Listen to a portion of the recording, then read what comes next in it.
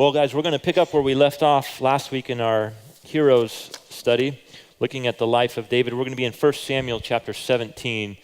And the story that we're going to read is one of the most famous battles of all time, but it doesn't take place between two armies. It takes place between a young shepherd boy and a seasoned war veteran that is massive. Now, perhaps you've heard this story before, and the theme is something like this.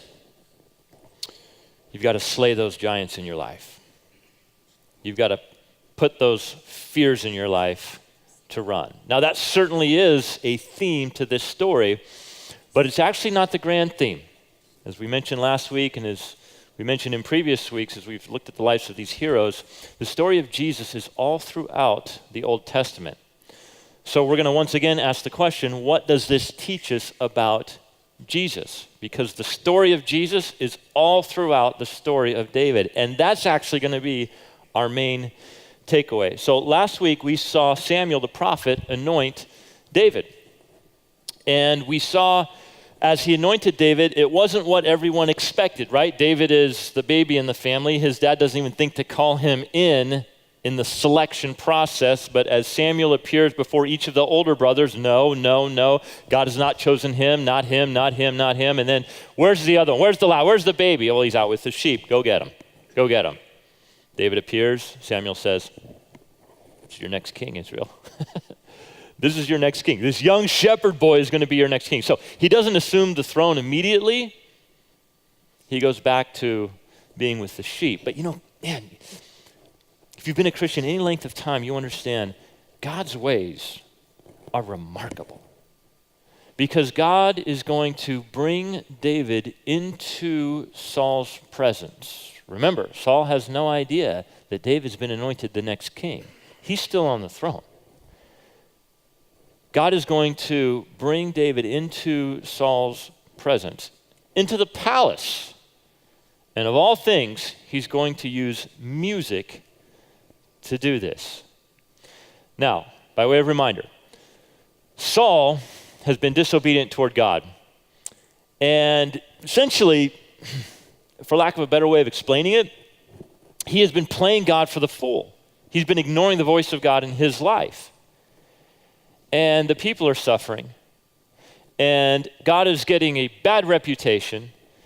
And so God is about to say, Saul, here's how this is going to go. I'm going to teach you that you can't take me for granted. I'm going to teach you that you can't play me for the fool. And so what God does is he removes his spirit from Saul. And when he removes his spirit, he also sends an evil spirit. Saul is tormented. He's tormented. He's angry. He's depressed. And those around him notice it, and in an effort to try to help him, one of them says, hey, Saul, I know a guy who can help you. His name is David. He's a gifted musician.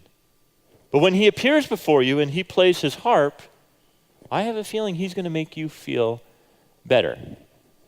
And in 1 Samuel chapter 16, verse 18, this is the way David is described by this servant. One of the young men said to Saul, behold, I have seen a son of Jesse the Bethlehemite, who is skillful in playing. This guy's a talented musician. He's about to lay down David's resume, and it's a good one. He's a talented musician, but he's also a man of valor. That is to say, this dude's courageous. Not only that, he's a man of war. He's not afraid to fight the right fight and engage in the battle. He's also prudent in speech, which means he's thoughtful. Before he speaks, he thinks about what he's going to say. He's a man of good presence, and most importantly, he says the Lord is with him. So years go by for David, and he's a simple shepherd, being faithful to the task that is under his authority, his responsibility. And as we talked about last week, shepherding is extremely mundane, monotonous, can be very boring. And so what does David do? He learns to play an instrument, and he becomes very good. He's making good use of his time. You never know what God is going to use from your past. You never know what God is going to use from your past, some skill that you've learned in your past that God says, now's the time. and I'm going to use it for my purposes. In other words, what I'm saying is, do you understand? Nothing in your life is wasted. There isn't one thing in your life that is wasted when you realize your life is an open book. And I'm here for God's purposes. So God is going to use everything that's no circumstance, no experience, no talent, no gift, no skill that is ever useless when it comes to God. And God has this remarkable way of accomplishing his purposes through things that we thought he would never do. So David realizes that one day he's going to be king, but the next thing he knows, he gets a knock on his door. And it's a message. Hey, the king wants to see you. Bring your harp. And that's what he does. I love the fact that God doesn't really need my plans to accomplish his purposes. Have you realized that? I mean, it's okay to have plans, right? But I've learned to hold them very loosely. Because the way God orchestrates things and puts things together, we very often never see happening or never see occurring. So now David is actually going to be in Saul's presence, but he's there to play him music. Now it would be very easy for David to say, and this is a nod to David's humility, it'd be very easy for David to say, hey Saul, listen old man, I'm going to be king one day. I'm going to be king one day. And I'm just here to play the harp for you, but you need to realize something. Samuel has anointed me. And I'm going to be sitting on that throne someday. But there's none of that from David. He simply comes and he does what is asked of him, and he does a great job. Saul feels better. In fact, this is how good it gets for Saul. In chapter 16, verse 23, it says this, and whenever the harmful spirit from God was upon Saul, David took the harp and played it with his hand. So Saul was refreshed and was well, and the harmful spirit departed from him. Verse 21 says, and David came to Saul and entered his service, and Saul loved him greatly, and he became his armor bearer. So Saul recognizes the many talents and gifts, the personality of David, and he takes them under his wing. So when he's needed now, he's called upon. Let me just take a time out here and say that music is a gift from God. We've got many musicians in this church. Music is a gift from God. You can go online and you can listen to some amazing, inspirational, and influential sermons. But the one thing you can't do online is stand shoulder to shoulder with your brothers and sisters and sing praises to God. Martin Luther believed that the Reformation wasn't complete until every Christian had two things in their hands. In one hand, a Bible, and in the other hand, a hymnal. Why the Bible? So that we could understand who God is for ourselves. Understand that he loves us. Why the hymnal? So that as we understand the love of God, we had something that we could express our love in return to God. That's why we structure our services the way we do. We open up the scriptures, and we have a tendency to go verse by verse, because the question we want to have answered is this: what do the scriptures say? And I'm here to tell you, and I want to make it very plain, my opinion, it doesn't matter. You understand that? My opinion doesn't count, and neither does yours. There's only one opinion that counts, and that comes from the creator of life, and that is God.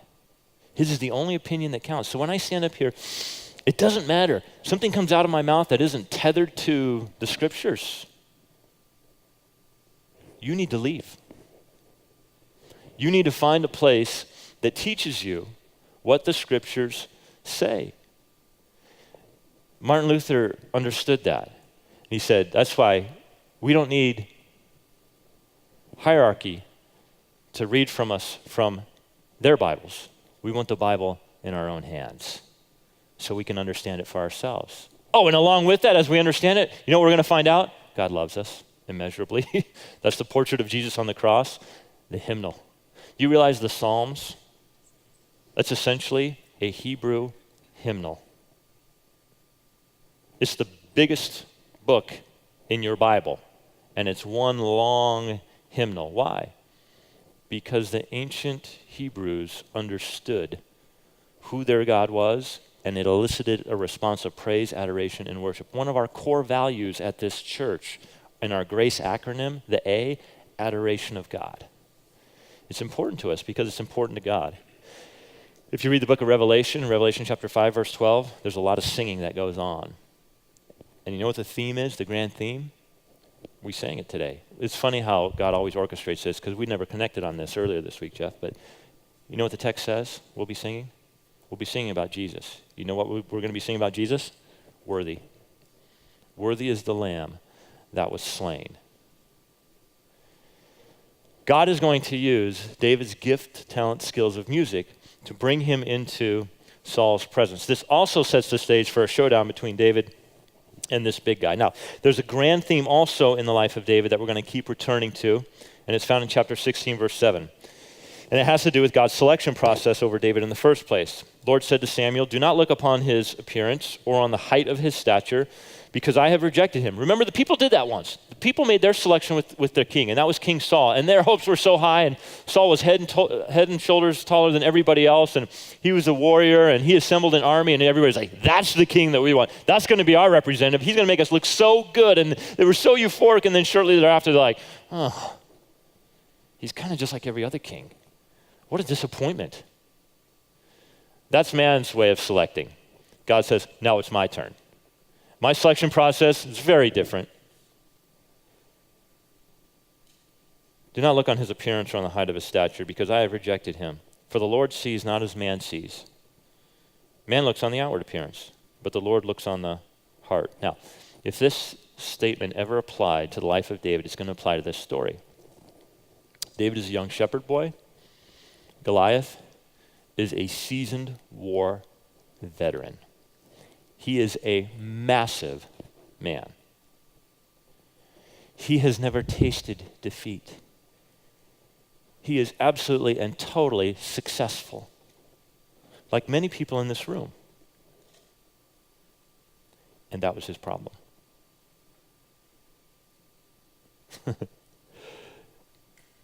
The more gifted you are, the more beautiful you are, the more talented you are, the more successful you are, the more you will be your own worst enemy. You know why?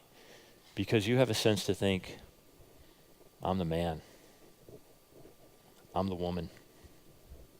Look what I've done. Look what I can achieve. And out of that, here's the scary thing, you find courage. You follow? You find courage out of that to live your life. Where are you finding courage? From within. Be careful. It's only a matter of time before something comes into your life and devastates you and destroys you, because you cannot go through life alone on your own. I was at a conference this last week, and one of the presenters parroted something that I've noticed and have even shared with you before. You visit the bookstore, and the self-help section of the bookstore is massive, but then she made this insightful comment. She said, have you ever wondered where the help others section of the bookstore is? The self-help section's massive. You walk in and there's thousands of books. I want to do this someday. I want to walk into Barnes & Noble. Can I help you? Yeah. I'm looking for the help others section. Help others? Why would you want what? Right? Why is that? Because it's about helping ourselves, about believing in ourselves and getting rid of your fears. Believe in yourself. Doesn't that sound good? That is super positive. And you know, there's a humanistic side to our culture that believe in yourself, reject your fears. Can I just tell you how divorced from reality that really is? You're in trouble. You are in deep trouble if that's the best you have, yourself. There's a difference between finding courage from within and finding courage from without. Now, what enables David to find courage from without? Simple. He's able to see things as God sees them. So here's the thing about self-assured people. They can become very arrogant. And arrogant people often like to smack talk, right? They like to trash talk. And Goliath is no different. And we're about to see the full extent of this guy's self-assuredness. Chapter 17, verse 1. Now the Philistines gathered their armies for battle, and they were gathered at Socoh, which belongs to Judah. Now this tells you that they are in Israelite territory. And they're encamped between Socoh and Azekah and Ephes Damim. And Saul and the men of Israel were gathered and encamped in the valley of Elah and drew up in line of battle against the Philistines. And the Philistines stood on the mountain on the one side, and Israel stood on the mountain on the other side with a valley between them. So understand, the Israelites and the Philistines were bitter enemies for a long time. The valley of Elah it's actually quite wide. In some parts, it's about a mile across. So if you can envision this, oh, by the way, as valleys are made, when it rains, water collects. There's a stream that flows at the bottom, and that's where David's going to find some stones that he's going to use. You can visit this valley to this day in Palestine. It's about a mile wide in its widest points. So you can just sort of imagine this scene. You had the Israelite army on one side, and you had the Philistine army on the other side. Now we get introduced to one of the main characters. Verse 4. And there came out from the camp of the Philistines a champion. Listen, I want you to remember that word. Goliath is a what? He's a champion. Remember that. We're going to come back to it. That's very important. Goliath is a champion. He's named Goliath, and he's from Gath. His height is 6 cubits and a span. Okay, this dude's big. A cubit is about 18 inches. 6 times a foot and a half, that puts him at 9 feet tall. A span is the distance right here between your thumb and your pinky, about 6 inches. Guy's about 9.5 feet tall. NBA would love this guy. Picture him. The hoop, right? Basketball hoop. Some of you guys, you play basketball. We play basketball together, guys, right? 10 feet tall. Goliath approaches a hoop. He's going to be inclined to duck under it because it looks like it might hit his head. I'm 6'5". He's 3 feet taller than me. My hand raised high to the top of my finger, 8 feet tall. He's looking down on that. Guy's a beast. Where do they grow him this big? Where does this guy come from? The text tells you. He's from Gath. Now check this out. In the book of Numbers, we're told that the Israelites send spies into the land before they enter. And the spies bring back a terrifying report. They say, the people that live there are huge. They are massive. We look like grasshoppers in their sight. One of their warriors, Joshua, he says, hey, listen, got it. Good. Thanks for the report. Here's what we're going to do. We're going to go take them. We're going to go take the land. Why? Because that's what God told us to do. So they go in and they take the land. They wipe out and destroy most of the cities except for 3. Guess which one of those 3 cities still remains? Gath. Gath. Where's Goliath from? He's from Gath. They grow him big there. He comes out. He's over 9 feet tall. And he had a helmet of bronze on his head. And he was armed with a coat of mail. This offered protection from the shoulder to the knees. And the weight of the coat was 5,000 shekels of bronze, about 125 pounds. And he had bronze armor on his legs, and a javelin of bronze slung between his shoulders. The shaft of his spear was like a weaver's beam. And his spear's head weighed 600 shekels of iron, about 20 pounds. And his shield bearer, and the word for shield here describes the largest form of shield in the day. His shield bearer went before him. So here he is, this imposing man, but then he's got this other dude, this full-grown man that goes before him carrying this full shield. So undoubtedly this is a huge human, but he's also a fighter. Now there's something else for us to note here. And Robert Alter is a professor at the University of California, Berkeley, and he's a Hebrew scholar, and he makes a very important observation, and I'm going to quote it to you. He says this, a list like this describing Goliath's detailed appearance in Hebrew literature, it's a bit uncommon, but it sends an obvious message.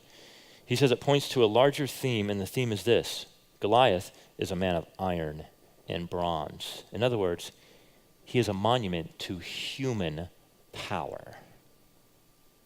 But remember something. David sees as God sees. So when Goliath encounters David, what's he thinking? Wow. Now, when David hears Goliath, he's thinking something else. We'll get to that in a second. What is Goliath thinking when he sees David? Is this a joke? You're going to send this kid out after me? There's no way I can lose. There is absolutely no way I can lose this fight. Why? He's confident in what? In himself. Goliath sees courage as the way the world sees courage, and that is to simply believe in yourself. Look what I have, look what I've done. And he starts trash talking. Goliath stood and shouted to the ranks of Israel, "Why have you come out to draw up for battle? Am I not a Philistine? And are you not servants of Saul? Choose a man for yourselves, and let him come down to me. If he is able to fight with me and kill me, then we will be your servants. But if I prevail against him and kill him, then you shall be our servants, and you'll serve us." And the Philistine said, "I defy," which the word literally means I'm making an open challenge to the ranks of Israel this day. Give me a man, and we'll fight together. When Saul and all Israel heard these words of the Philistine, they were dismayed, and they were greatly afraid. So what is this? Actually, Goliath is proposing a very common tactic back in the day. Why decimate the armies? Why not have a winner take all? That way, we get all the spoils of war. He's very confident that he will win. By the way, in verse 16, we're told that he makes this threat every day for 40 days, once in the morning and once at night. Is that not how fear in your life works? The things that you're really anxious about, you wake up in the morning and what happens? Bam, it's there. I can't get it out of my head. And then what happens? You go to bed at night and where is it? It's right there. You're laying in bed in the morning and at night, and you're just thinking. And you're thinking, and you're thinking about what's wrong. You're thinking about these circumstances, these people. You're thinking about the problems in your life, and they tend to grow and grow and grow. And they're persistent. For over a month, this guy walks out, and he poses this threat twice a day. I'm quite confident that every person sitting in this room right now, you have some battle that you're facing, and chances are you're living in fear. There's some anxiety in your life. There's something that wakes you up in the morning. There's something that's rolling through your head as you place it on the pillow at night. So let me ask you, what do you do with that? What do you do with that? See things as God sees them. Enter the real giant, David. What's going to make David successful? It's his outlook. It's the way he views what's in front of him. That changes absolutely everything. The confidence is not from within, it is from without. Now, how does David wind up there? Let me summarize part of the story. David has 3 older brothers. They're on the front lines. They're in battle. They're soldiers. And back in the day, the way you fed an army was to have family members feed them. So that's what David's dad does. He says, David, take this food, go out and meet your brothers, bring back a report, and tell me how they're doing. Tell me how they're doing. Okay?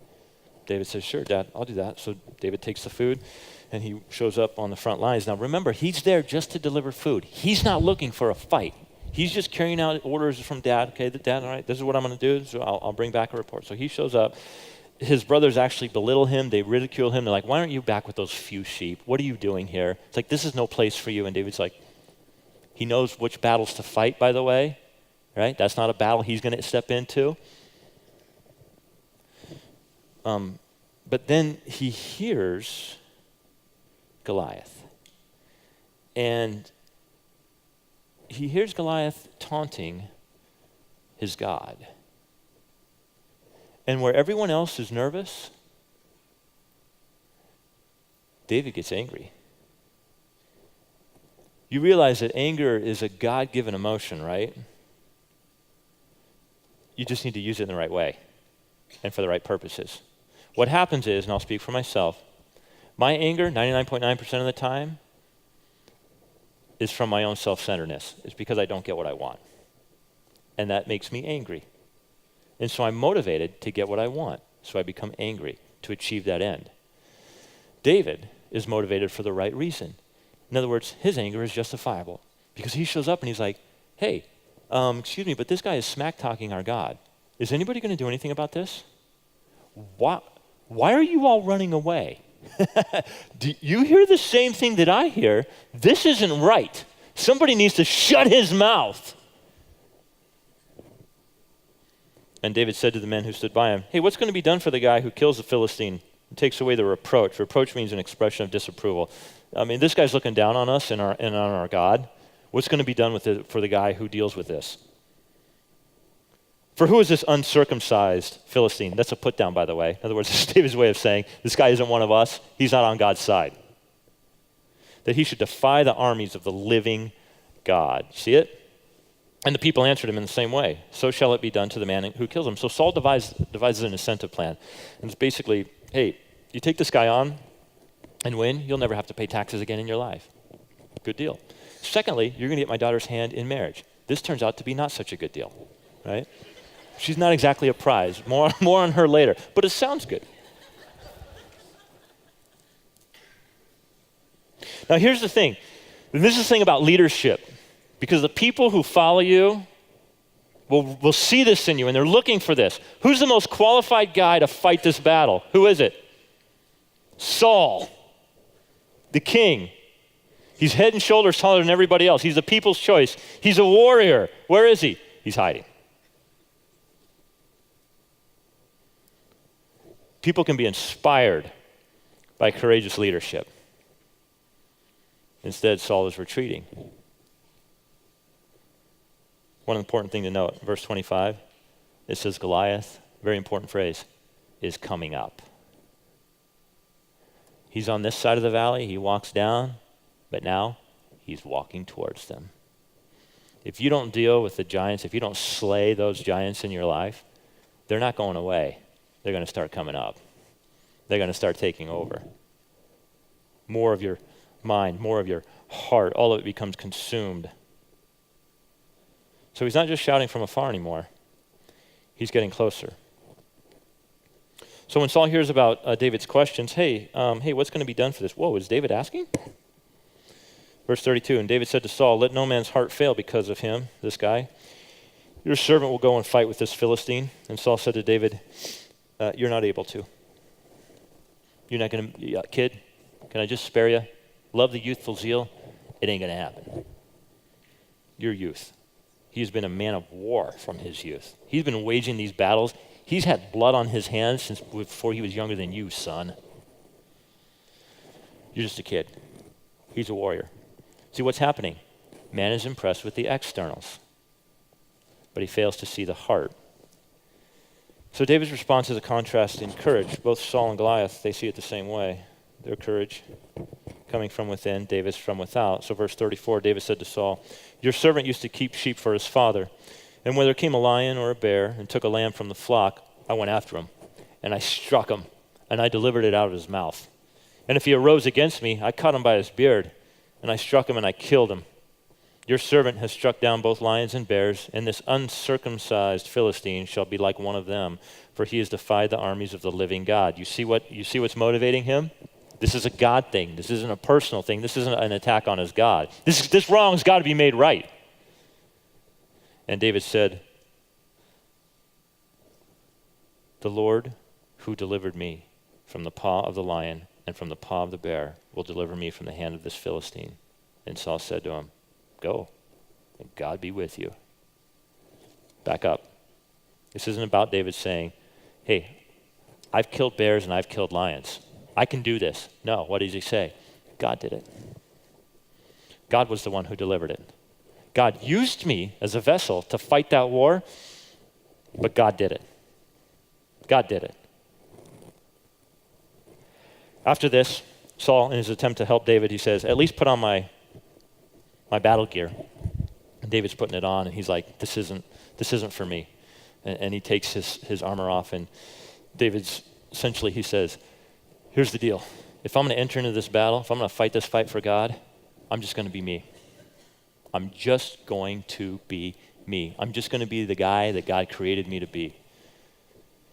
I don't need to wear somebody else's armor, which brings up a really important point for you and I to think about. Whose armor are you wearing? Who are you trying to be? You know the beautiful thing about you? Nobody can be you as good as you. Why would you want to be somebody else? I want to say that again. Nobody can be you as good as you.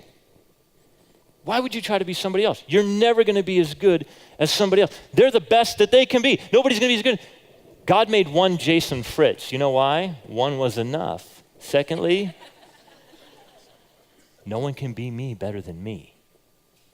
Why would anyone try to do that? Oh, but we fall into this trap so easily, don't we?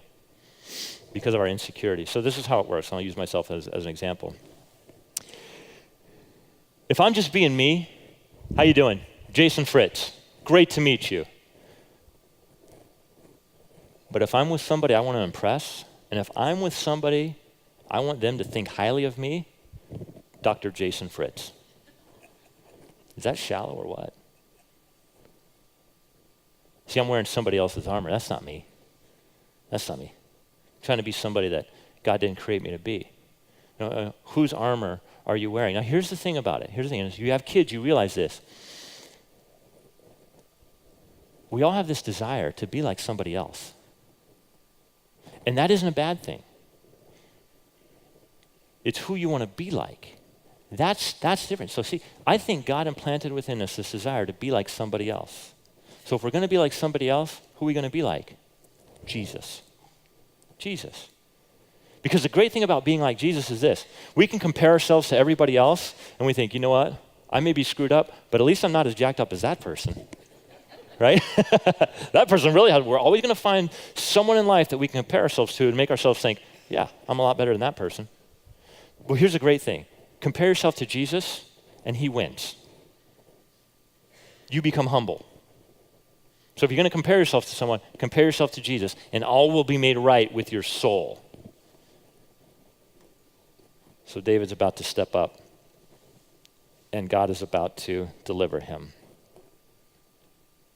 And the Philistine moved forward, verse 41, and came near to David with his shield bearer in front of him. And when the Philistine looked and saw David, he disdained him. In other words, this is an insult. This is a joke. For he was a youth, ruddy and handsome in appearance. And the Philistine said to David, am I a dog that you come at me with sticks? And the Philistine cursed David by his gods. The Philistine said to David, come to me. I'm going to give your flesh to the birds of the air and to the beasts of the field. Then David said to the Philistine, you come to me with a sword and with a spear and with a javelin, but I come to you in the name of the Lord of hosts, the God of the armies of Israel, whom you have defied.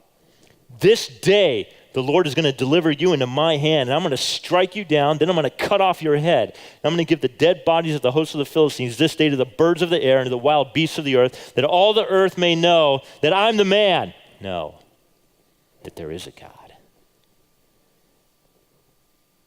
Because you see, don't you see? This is how God does it. The warrior, the shepherd boy, God's glory. Did you catch that? God's glory. If it's Goliath versus Goliath, woo! There's little space for God in that, in our human minds. David says, this is how this is going to go down. That's right. I'm nothing. I'm a nobody. You don't have a chance. You're looking at this all wrong. You don't have a chance. Because I am who I am, you're going down. I'm going to kill you. I'm going to cut off your head. I'm going to feed your birds to the body. Why? So that the God of the Israelites may be known.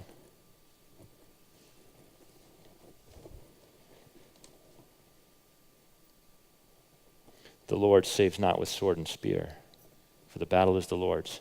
That's the secret. There it is. He will give you into our hand. You cannot try to fight your own battle. Those of you who are smart and intelligent, stop trying to outwit your opponent. Those of you who have strength, quit trying to force your muscle on someone else. You know the thing about David? He had nothing to prove. A few weeks ago I made the statement, seemingly impossible actions suddenly become the most natural thing in the world when you consider God's purposes. Goliath was taunting God, needed to be stopped, so David just ran out to meet him quickly. Verse 48, when the Philistine arose and came and drew near to meet David, David ran quickly toward the battle line to meet the Philistine. And David put his hand in his bag and took out a stone and slung it and struck the Philistine on his forehead. The stone sank into his forehead and he fell on his face to the ground. So David prevailed over the Philistine with a sling and with a stone and struck the Philistine and killed him. Give me a couple extra minutes, I'm going to show you something. Can we throw that slide up there? Archaeologists have found some of these stones in the sling. Slings made of rope and hair. These stones are not small. They're the size of a billiard ball to the size of a tennis ball. According to Judges chapter 20, we learn that there were left-handed dudes. Let's hear it for lefties. Left-handed dudes who were expert marksmen, stone slingers. They practiced hitting hares. We have ancient Roman documents that essentially they're training manuals. And they train these guys to hit hares from far distances. The distance of a stone slinger and an archer, 200 yards, the same. That's how bad these dudes were. These stones would leave at least 60 miles an hour. So if you can picture a billiard ball, stone, heavy billiard, hitting you in the forehead at 60 miles an hour, I don't care who you are, you're getting your head dented and you're going down. But understand what's really happening. David was defending God's honor, and because of that, God gave him the victory. Doing the right thing in the face of your fears, knowing that God will be honored. That's how it's done. That's how it's done. Quickly, what do we learn about Jesus from this text? There's a lot. I'm going to give you one major one. It's very easy to understand what we learn about Jesus if you put yourself into this story. So let me ask you this question. Who do you relate to in this story? Don't say Goliath. Hey, don't say David either. Here's the right response. You know who you and I relate to the most? The nation of Israel. They're scared. They're frightened. So what does God provide for frightened people? An example? Hey, be like this guy. No, David is not an example. You know what David is? A savior. David is a champion. God doesn't say, hey, be like him. God says, here's the deal. I'm going to provide you with a champion. He's going to fight on your behalf. Winner take all. You don't have to lift a finger. Where is Jesus in this story? Are you following now? In fact, in Hebrews chapter 11, the hall of faith, who's who of great characters. Abraham, Isaac, Daniel, David is mentioned. But then in Hebrews chapter 12 and verse 1 and 2, we get this. Therefore, since we are surrounded by so great a cloud of witnesses, all these men and women who have gone before us, let us also lay aside every weight and sin which clings so easily, and let us run with endurance the race that is set before us, looking to who? David? Abraham? Moses? No. Let's look to Jesus, the founder and perfecter of our faith, who for the joy that was set before him endured the cross, despised the shame, and is seated at the right hand of the throne of God. See that word perfecter? You know what it literally means? This is so cool. Champion. Is that tight? Jesus. In other words, look, this is what the narrator of Hebrews, author of Hebrews, saying. He's saying, look, all those guys are awesome. You know, remember them. Remember David. Don't forget about David. But fix your eyes on Jesus, because Jesus is a far better David. He's our champion. He's our champion. He's our champion. So what are the fears in life? Usually, your fear has something to do with one of three things. They all surround the fear of loss. Loss of your health, loss of relationships, loss of material items, your wealth. But there's a greater fear that far surpasses all of that.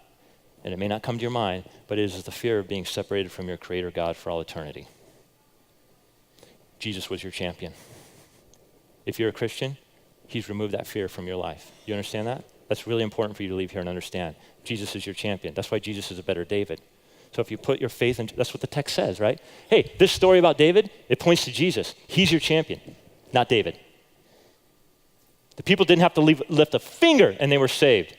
So it is with you. You put your faith and trust in Jesus, he's your champion, you've won. You have absolutely and totally won. So if Jesus is your champion, everything in the end will be all right. You can stop thinking about yourself and you can do the right thing.